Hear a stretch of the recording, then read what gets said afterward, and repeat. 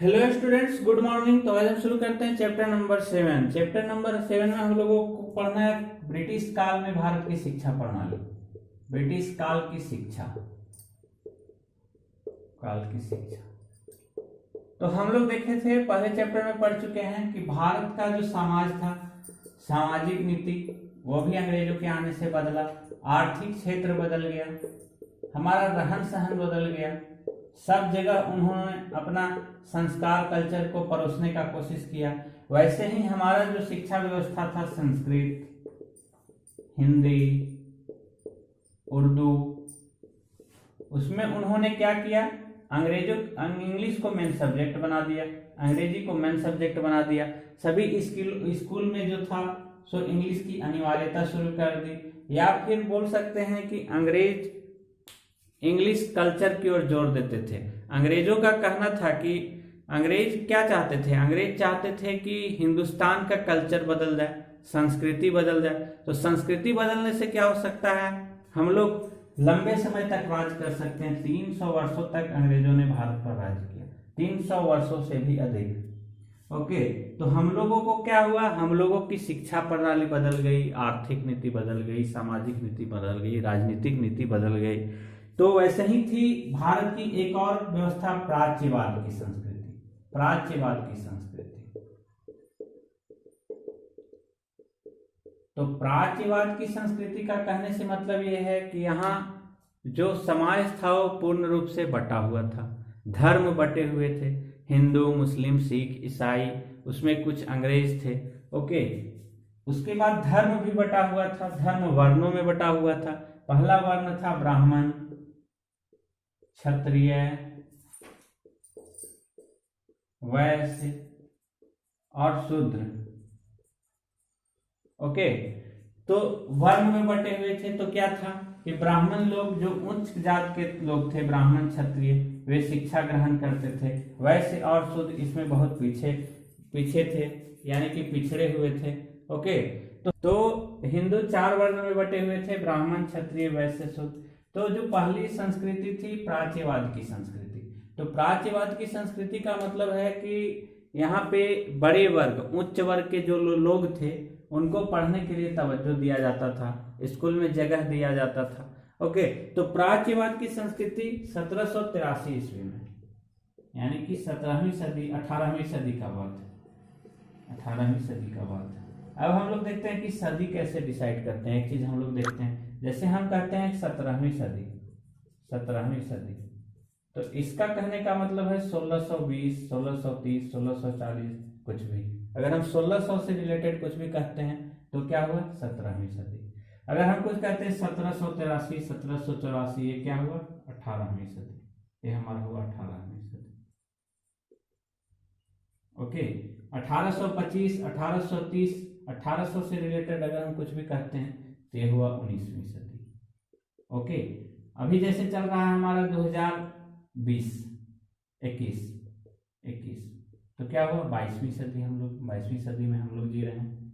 Okay, तो हम लोग ये सदी को देखें। वैसे ही हम लोगों को पढ़ना है चैप्टर में कि प्राच्यवाद की संस्कृति क्या था।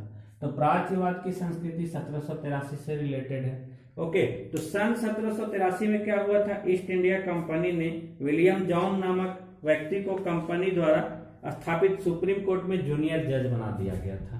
तो जूनियर जज तैनात किया गया। तो एक चीज और हम लोग देखते हैं कि यहाँ पर जो भाषा था, यानी कि भारत वर्ग में बटा हुआ था, क्षेत्र में बटा हुआ था। लोगों का कहना है, या फिर इतिहासकारों या हिंदी में बहुत सारे लेखकों का कहना है कि भारत में हर 10 किलोमीटर में यहाँ की संस्कृति बदल जाती है, भाषा बदल जाती है।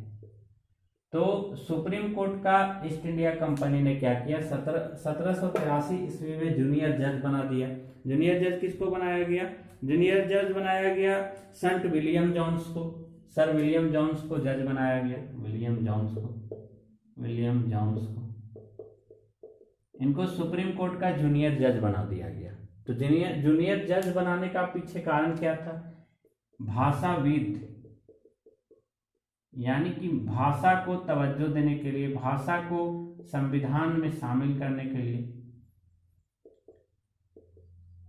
या भारतीय संस्कृति में जैसे लोगों का काम काज का जो भाषा होता था वो हिंदी होता था। उसको अंग्रेज चाहते थे कि हमारी अंग्रेजी इन लोगों के भाषा में शामिल किया जाए। तो विलियम जॉन्स को 1783 ईस्वी में सुप्रीम कोर्ट का जूनियर जज बनाया गया, भाषा के चेंज के लिए, भाषा का परिवर्तन करने के लिए।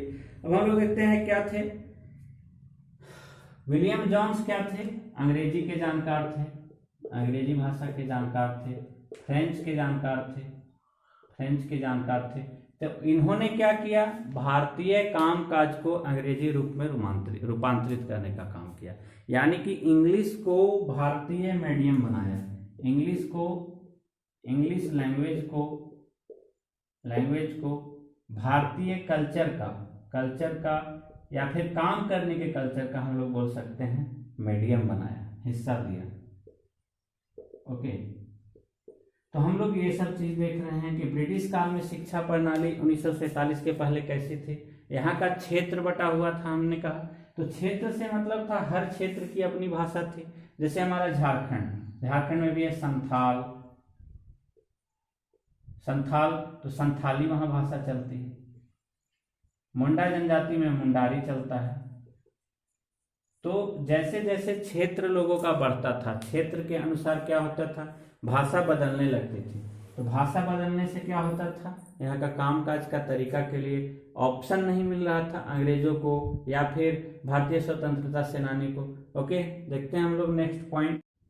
अब हम लोग देखते हैं चैप्टर नंबर 7 ही पढ़ रहे हैं, उसका हम लोग नेक्स्ट देखते हैं पॉइंट कि सर जॉन्स को बनाया गया सुप्रीम कोर्ट का जूनियर जज। ओके, तो सर जॉन्स की क्या हुई, दिलचस्पी बढ़ गई भारतीय संस्कृति को पढ़ने में। सर जॉन्स का कहना था कि जो भारतीय संस्कृति थी वो प्राचीन समय में पूरे विश्व में राज करती थी, ये हकीकत इन्हें पता था। तो इन्होंने क्या किया, धीरे धीरे संस्कृत की शिक्षा लेने लगी, संस्कृत की शिक्षा ली। लेकिन जो प्राच्यवादी लोग थे ये इनके खिलाफ थे, सभी इनके सपोर्टर नहीं थे, कुछ इनके खिलाफ थे, कुछ इनके सपोर्टर थे। तो सर जॉन्स का कहना था कि जब तक हम भारतीय संस्कृति को नहीं समझेंगे, यहाँ के प्राचीन सभ्यता को नहीं समझते हैं, यहाँ के जो प्राचीन ग्रंथ हैं उसका अगर हम अध्ययन नहीं करते हैं, यहाँ के धार्मिक ग्रंथ का अध्ययन नहीं करते हैं, तब तक हम यहाँ के लोगों को गुलाम नहीं बना सकते हैं। ओके, और यहाँ के लोगों को भी इन सब चीज़ों को अध्ययन के लिए आगे बढ़ाना होगा, अध्ययन के लिए आगे करना होगा। तो उसी क्रम में सर जॉन्स ने 1784 ईस्वी में एशियाटिक सोसाइटी ऑफ बंगाल का गठन किया। ओके, और एशियाटिक रिसर्च नामक शोध पत्रिका प्रस्तुत किया। उसके बाद क्या हुआ कि सर जॉन्स को लगा कि जितने भी धर्म हैं, हिंदू, मुस्लिम, ईसाई, सिख, उन लोगों का जो धर्म ग्रंथ है या फिर जो उनका प्राचीन साहित्य है, उन सब को पढ़ाने के लिए यूनिवर्सिटी खोला जाए, कॉलेज खोला जाए, यहाँ के लोगों को उस मामले में जागृत किया जाए। तो 1781 ईस्वी में अरबी, फारसी और इस्लामिक कानून का अध्ययन करने के लिए वारेन हेस्टिंग ने क्या किया, कलकत्ता में मदरसा का स्थापना किया, यानी कि मदरसा खोला 1781 ईस्वी में। तो 1781 ईस्वी में मदरसा खोला गया, मदरसा कलकत्ता में। तो उसी दौरान यहाँ पे बनारस में, उत्तर प्रदेश के बनारस शहर में 1791 ईस्वी में हिंदू कॉलेज का स्थापना किया गया। किसके द्वारा? ब्रिटिश रेजिमेंट जोनाथन डंकन के द्वारा। लेकिन इन सब चीजों को लेके अंग्रेजों में बहुत सारे जो थे, उन लोगों जो अंग्रेज में जो और सारे जो लोग थे जो अंग्रेजी के सपोर्टर थे, उन लोगों ने इनका विरोध किया, सर जॉन्स का विरोध किया। उनका कहना था कि इस तरीके से तो यहाँ के लोग और ज्यादा जागरूक होंगे। अब हिंदू और मुस्लिम ये दोनों को कोई आपत्ति नहीं थी यहाँ की भाषा सीखने में, यहाँ के कल्चर जानने में। लेकिन जो ईसाई लोग थे उनका कहना था कि नहीं, अगर प्राचीन सभ्यता को फिर से उजागर किया जाता है, वो उसके पक्ष में नहीं थे। उनका कहना था कि आधुनिक भारत को एक अच्छे मुकाम तक पहुंचाने के लिए अंग्रेजी की जरूरत है। तो एक इसका कहना था ईसाई लोग का कहना था कि यहाँ जितने भी लोग हैं वो प्राचीन सभ्यता को न पढ़ के अंग्रेजी को पढ़ें, अंग्रेजी को जानें। ओके, अब हम लोग नेक्स्ट देखते हैं कि 1830 के दशक तक क्या हुआ। 1830 के दशक तक ये प्राच्यवादी लोग, यानी कि जो इन सब चीजों के खिलाफ थे, उनकी संख्या बढ़ने लगी। उन लोगों का क्या कहना था, प्राच्यवादियों का कहना था कि जितने भी यहाँ पे सीखने वाले हैं प्राचीन ग्रंथ, उनसे क्या होगा, यहाँ का जो कल्चर है यानी कि जो संस्कृति है वो और विकसित हो जाएगा। नष्ट होने के बजाय क्या होगा, वो संस्कृति और फलने फूलने लगेगा। तो वे उसके खिलाफ थे, उन नीतियों के खिलाफ थे। ओके, जो यहाँ की मानसिकता थी भारतीय समाज में, जो ब्रिटिश मानसिकता थी, उसको खत्म करना चाहते थे, ब्रिटिश मानसिकता को खत्म करना चाहते थे। ओके, देखते हैं हम लोग नेक्स्ट। अब हम लोग देखते हैं एक चीज और समझेंगे कि अंग्रेजों ने क्या किया, किसानों को गुलाम बना लिया। किसानों को किस तरह से वसूली किया गया, किस तरह से लगान के लिए परेशान किया गया, ये हम लोग पहले के चैप्टर में देख चुके हैं। किसान देख चुके थे, यहाँ के जो सैनिक थे उन लोगों से कैसे दोहन किया गया 1857 की क्रांति में, ये हम लोग देखे। तो 1857 की क्रांति में हम लोग देखे कि 1857 की क्रांति के दौरान एक चीज और हुआ कि जितने दिल्ली, मद्रास, कलकत्ता, यहाँ पे क्या किया गया, बहुत सारे यूनिवर्सिटी की स्थापना की गई, बहुत सारे विश्वविद्यालय की स्थापना की गई। तो अंग्रेजों का कहना था कि जब तक हम शिक्षा में अपने आप को इन्वॉल्व नहीं करते हैं, तब तक हम यहाँ पे लंबे समय तक राज नहीं कर सकते थे। तो अंग्रेजों का कहना था कि यहाँ के जो भारतीय हैं वो तो खून से भारतीय होने चाहिए, लेकिन उनमें शिक्षा जो है वो अंग्रेजियत का होना चाहिए, इंग्लिश का होना चाहिए।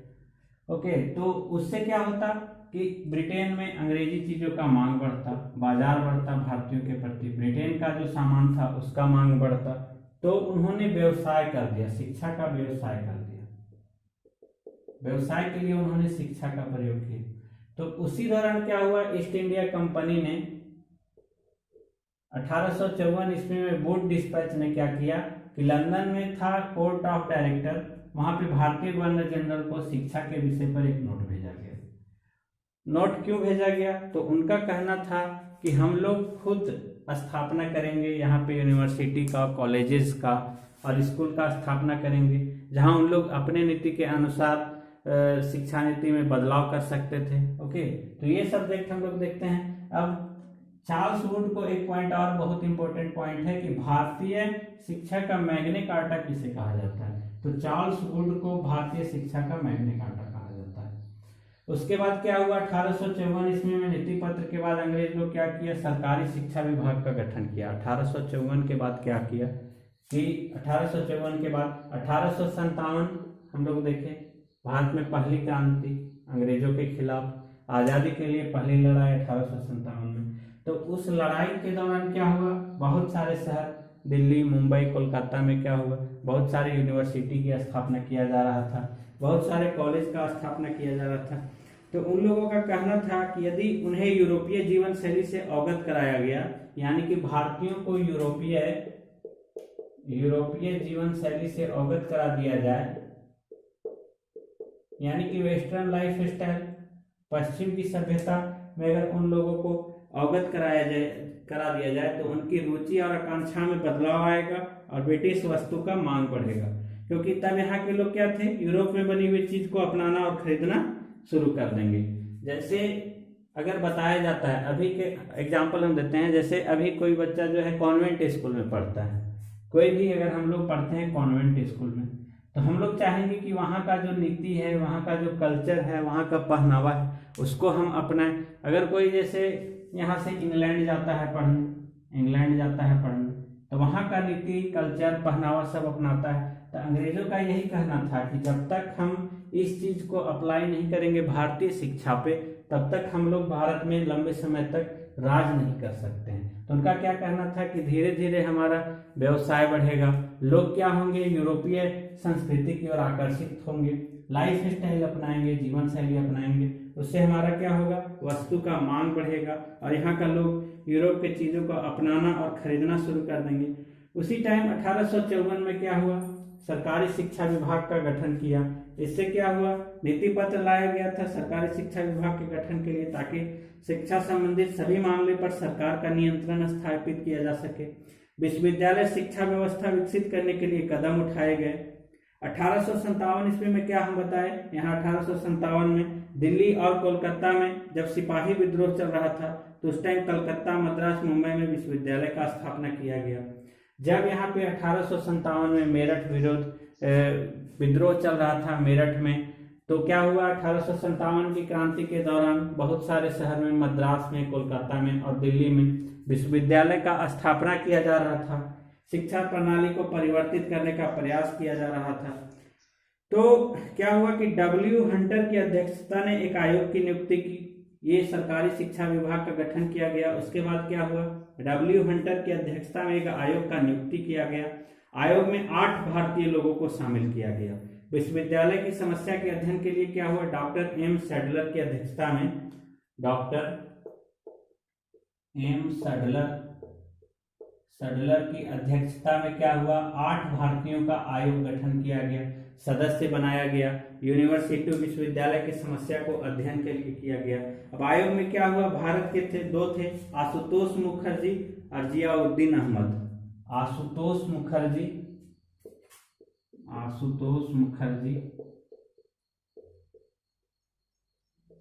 और जियाउद्दीन अहमद, इन दोनों को अध्यक्ष बनाया गया। भारत की तरफ से आशुतोष मुखर्जी और जियाउद्दीन को अध्यक्ष बनाया गया। क्यों, विश्वविद्यालय का जो समस्या था, विश्वविद्यालय का गठन करने का आगे का जो काम था, उसके लिए इनको भारतीय सदस्य के रूप में शामिल किया गया। अब इस समीक्षा को, यानी कि ब्रिटिश सरकार ने शिक्षा संबंधी समीक्षा को अपनी जरूरत के अनुसार ढालने का कोशिश किया। भारत से 8 लोगों का सदस्य लिया गया। इनमें 2 लोगों को अध्यक्ष बनाया गया, आशुतोष मुखर्जी और जियाउद्दीन अहमद को अध्यक्ष बनाया गया। और उन्होंने क्या किया कि अंग्रेजी का या फिर अपनी शिक्षा नीति का अपने मर्जी के अनुसार उन्होंने ढालने का कोशिश किया। यहाँ के लोगों को पढ़ाना शुरू किया, जागरूक करने का कोशिश किया। अब हम लोग देखेंगे कि स्थानीय पाठशाला पर ब्रिटिश गान के, अब तो हम लोग देखिए यहाँ पे विश्वविद्यालय देखे। अब हम लोग देखते हैं कि यहाँ पे जो लोकल विद्यालय थे, यानी कि प्राथमिक पाठशाला, वहाँ पे अंग्रेजों ने कैसे अपने आप को पेश किया। तो 19वीं सदी के मध्य तक क्या हुआ, कंपनी का पूरा ध्यान था उच्च शिक्षा पर, इसलिए कंपनी ने स्थानीय पाठशाला काम करने में कभी दखल नहीं दिया। स्कूली शिक्षा के संदर्भ में 19वीं सदी में उन्हें पूरा जो था फोकस था विश्वविद्यालय पे।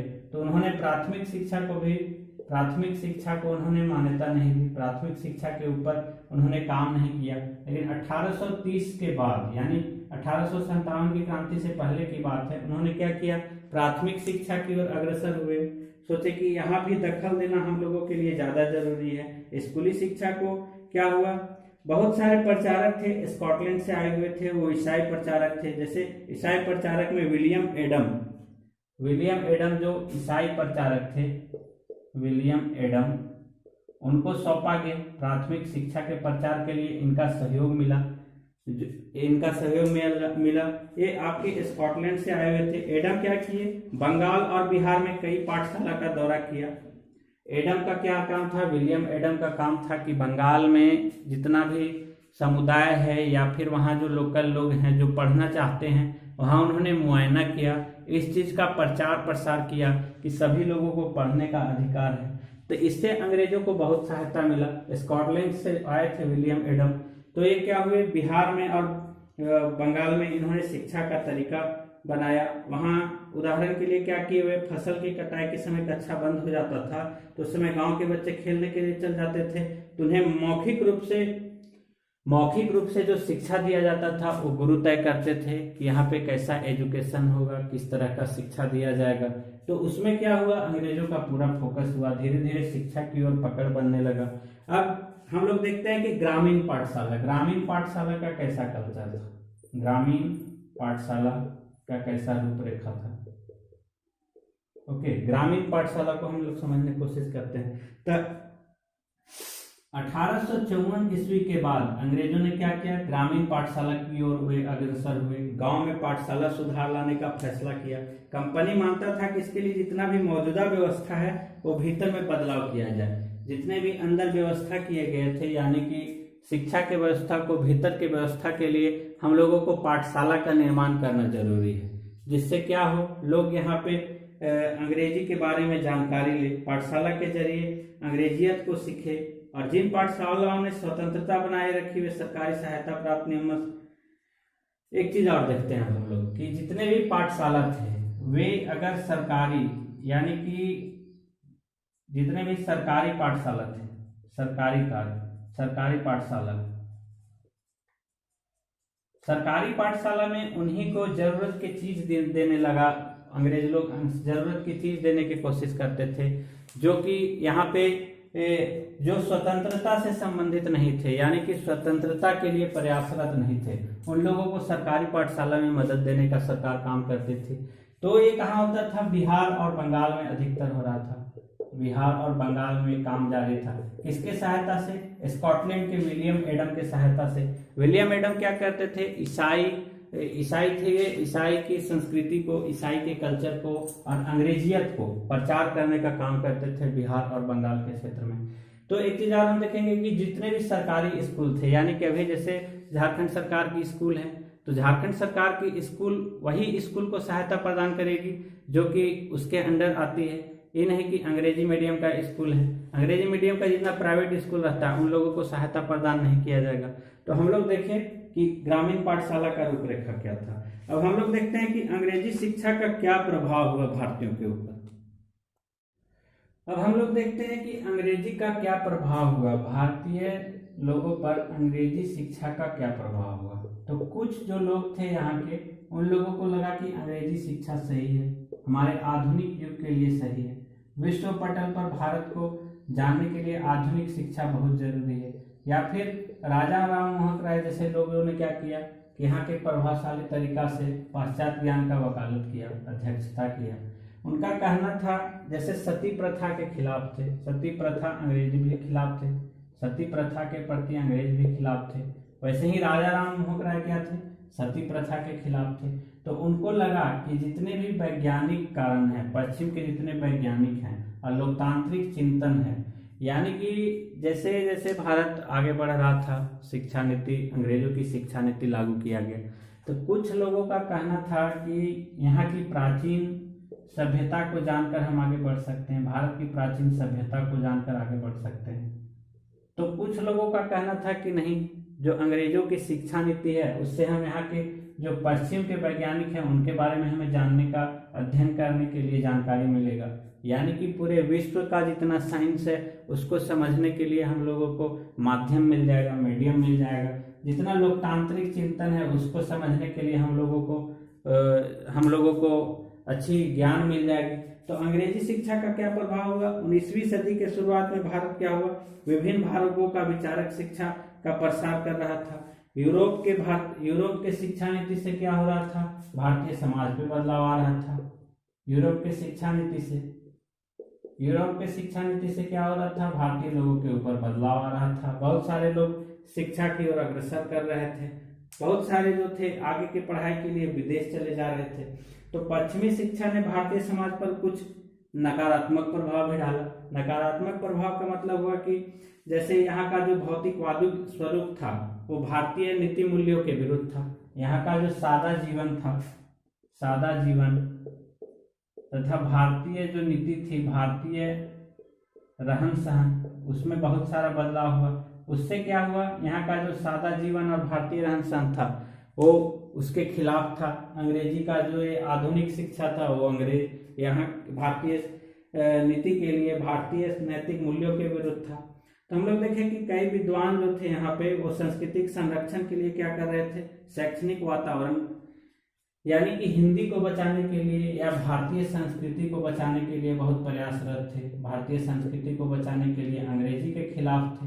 उन लोगों का कहना था नहीं, अंग्रेजी नहीं, हमारी जो पहले की भारतीय शिक्षा नीति है उसे हमें शुरू करना चाहिए। वैसे ही आर्य समाज द्वारा क्या हुआ, दयानंद एंग्लो वैदिक की स्थापना किया गया। दयानंद एंग्लो वैदिक का स्थापना किया गया आर्य समाज द्वारा, दयानंद एंग्लो वैदिक के द्वारा। भारतीय शिक्षा नीति को पढ़ाने के लिए दयानंद एंग्लो वैदिक का स्थापना किया गया। जैसे अंग्रेजों ने इंग्लिश यूनिवर्सिटी की स्थापना की, बहुत सारे जगह जैसे हिंदू विश्वविद्यालय की स्थापना की, हम लोग देख चुके। तो हिंदू विश्वविद्यालय बनारस में तथा कलकत्ता में मदरसा का स्थापना किया गया था। लेकिन क्या था, वहाँ उन लोगों की नीति, शिक्षा नीति के द्वारा पढ़ाई चल रहा था। उसी तरह दयानंद एंग्लो वैदिक ने क्या किया कि 1886 ईस्वी में 1866 ईस्वी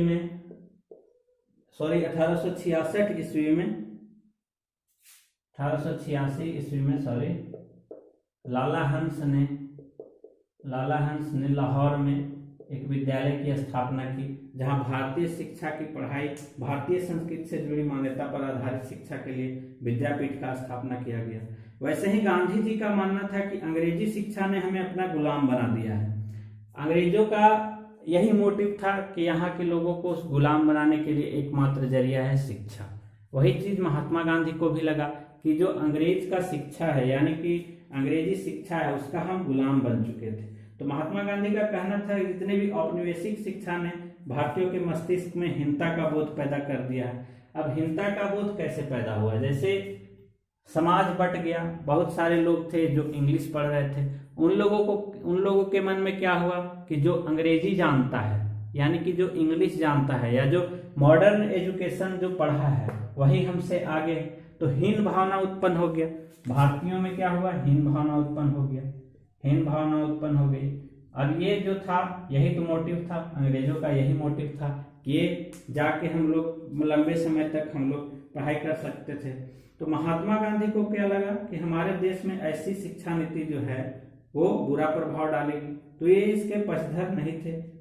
ओके, हम लोग देखते हैं कि भारतीय के भीतर प्रतिष्ठा और स्वाभिमान का जो पहले भाव था, महात्मा गांधी का कहना था कि जो यहाँ पे लोगों का अपना जो संस्कृति है, यानी कि भारतीय संस्कृति है या फिर भारतीय जो प्राचीन सभ्यता है, उसको अगर लोग नहीं पढ़ेंगे तो उनमें हीन भावना उत्पन्न हो जाएगी। तो फिर से उनके कॉन्फिडेंस को बढ़ाने के लिए उनका जो दृढ़ संकल्प था कि भारतीय लोग जो हैं वो प्राचीन सभ्यता, भारतीय सभ्यता उसका अध्ययन करें, प्राचीन भारतीय सभ्यता का अध्ययन करें, ना कि अंग्रेजी का अध्ययन करें। उनका क्या कहना था कि यहाँ लोग हीन भावना से ग्रसित होते जा रहे हैं और वे अंग्रेजों के गुलाम बनने के लिए तैयार होते जा रहे हैं। तो महात्मा गांधी का दृढ़ मान्यता था कि शिक्षा केवल भारतीय भाषा में ही देना चाहिए। महात्मा गांधी का कहना था कि लोगों को भारतीय भाषा में, जो भी क्षेत्र का भाषा हो, उस भाषा में यहाँ के लोगों को ज्ञान दिया जाए। जैसे बंगाल के लोग को बांग्ला में दिया जाए, या फिर जितने झारखंड संथाली, उन लोगों को संथाल भाषा में दिया जाए। हिंदी राज्य में उनकी अपनी भाषा में शिक्षा दिया जाए। उनका कहना था कि जितने भी पाठ्य पुस्तक हैं वो पश्चिम शिक्षा के अनुरूप नहीं हो, मौखिक ज्ञान के बजाय पढ़ने और लिखने पर केंद्रित होना चाहिए। ओके, अब हम लोग देखते हैं कि अंग्रेजी शिक्षा क्या हुआ। अंग्रेजी शिक्षा होने से क्या हुआ, जितने भी अंग्रेजी बोलने वाले अंग्रेजी शिक्षित भारतीय थे वो अपनी जनता से जुड़ने के तौर तरीके भूल चुके थे। गांधी जी का मानना था कि शिक्षा से व्यक्ति का मस्तिष्क और आत्मा विकसित होने चाहिए। उनकी राय में केवल साक्षरता यानी पढ़ने और लिखने की क्षमता पा लेना ही शिक्षा नहीं होती। इसके लिए लोगों को क्या करना चाहिए? हाथ से काम करना पड़ता है। उनका क्या कहना था? महात्मा गांधी का कहना था कि जो सिर्फ पढ़ रहे हैं, लिख रहे हैं, वे लोग ही शिक्षित नहीं हैं, बल्कि लोगों को जागरूक कर रहे हैं, लोगों को कुछ ज्ञान दे रहे हैं। अपने हाथ से वे काम खुद कर रहे हैं, चीजों का आविष्कार करना जानते हैं, वे असली शिक्षा की पहचान है। अब हम लोग देखते हैं टैगोर का शांति निकेतन। तो रविन्द्रनाथ टैगोर संस्था 1901 में शांति निकेतन की स्थापना किया गया रविन्द्रनाथ टैगोर के द्वारा कोलकाता में। शांति निकेतन कलकत्ता से 100 किलोमीटर दूर, 100 kilometre far away from Kolkata. Calcutta से 100 किलोमीटर दूर शांति आश्रम की स्थापना किया गया। शांति निकेतन का स्थापना किया गया, ग्रामीण परिवेश में शुरू किया गया। टैगोर जब बच्चा थे तो स्कूल जाने में बहुत चिढ़ते थे। उन्होंने क्या किया, स्कूल का माहौल दमनकारी लगता था। उनका कहना था कि जितने भी स्कूल हैं वे टॉर्चर करते हैं यानी कि दमन करते हैं। तो उनका कहना था कि खुले वातावरण में विद्या ग्रहण यानी कि आश्रम का कल्चर, जितने भी पहले ऋषि मुनि के द्वारा अध्ययन करवाया जाता था, पढ़ाया जाता था, आश्रम में उस टाइप का शिक्षा होना चाहिए। भारत में आश्रम का स्थापना करना चाहिए और खुले तौर पर लोगों को यानी छात्रों को पढ़ाया जाना चाहिए। उनमें स्वाभाविक गुण होना चाहिए जो कि स्वाभाविक गुण नष्ट कर देता है। उनका कहना था कि जितने भी यूनिवर्सिटी कॉलेजेस हैं वे लोगों के भावनाओं को नष्ट कर देते हैं, उनका जो स्वाभाविक गुण होता है उसको नष्ट कर देते हैं। तो महात्मा गांधी और टैगोर का क्या था, एक ही राय था, वे दोनों एक ही विचार थे। उनका बिंदु एक ही था कि जैसे जैसे राष्ट्रीय भावना का वे प्रसार करेंगे, वे खुले तौर पर यहाँ के लोगों को राष्ट्रीय शिक्षा प्रणाली की रूपरेखा देना चाहिए, यहाँ के लोगों को यहाँ की शिक्षा के बारे में बताना चाहिए। तो वैसे ही क्या हुआ, कोयम्बटूर में एक स्कूल बनाया गया, कोयम्बटूर में जहाँ पर भारतीय शिक्षा को यानी क्षेत्रीय भाषा के तौर पर पढ़ाई किया जाने लगा। यहाँ का कल्चर बताया गया, यहाँ के लोगों को यहाँ की भाषा के बारे में बताया गया। जैसे बहुत सारे जो अब हम लोग देखते हैं कि बहुत सारे रूढ़िवादी, ऐसा नहीं कि वे लोग अंग्रेजी पढ़कर ही रूढ़िवादी परंपरा को खत्म कर सकते हैं। रूढ़िवादी में हमारा आ गया दहेज प्रथा, बाल विवाह, सती प्रथा। तो इन सब को क्या है, शिक्षा के जरिए, भारतीय शिक्षा के जरिए भी खत्म कर देना चाहिए। ये लगा महात्मा गांधी को, रविंद्रनाथ टैगोर को। हमारे धर्म ग्रंथ में लोग बोलते हैं कि ये पुरानी कल्चर है, पुरानी रूढ़िवादी। तो रूढ़िवादी व्यवस्था समाज के द्वारा बनाई हुई व्यवस्था है, ये हमारे कहीं भी धर्म ग्रंथ में नहीं है। रामायण में भी ये चीज नहीं है, न महाभारत में है। कोई भी भारतीय धर्म ग्रंथ में भी इस चीज को नहीं दिखाया गया है कि भारतीय लोग रूढ़िवादी थे। कोई भी हमारा ग्रंथ नहीं कहता कि यहाँ के लोग सती प्रथा के खिलाफ थे या किसी भी चीज के खिलाफ थे। तो हम लोगों ने क्या देखा कि भारतीय शिक्षा पे अंग्रेजों का किस तरह से प्रभाव हुआ, कैसे उन लोगों ने शिक्षा को जकड़ा। ओके, तो आज के क्लास में इतना ही।